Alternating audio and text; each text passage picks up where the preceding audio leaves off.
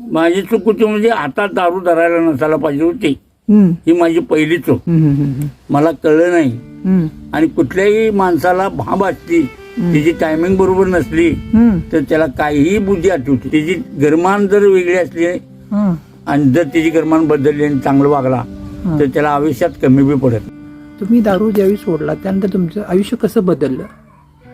तुम्हाला मी सांगू, आयुष्य बदलायचं कारण म्हणजे माणसानं कुठलीही व्यसन नाही केली, धंदा पाणी लक्ष लागते सगळ्या कामावर धंद्यावर. बर. आणि त्याच्यानंतर आपल्या माणसाचं कुठल्याही माणसाचं चांगलं होतं.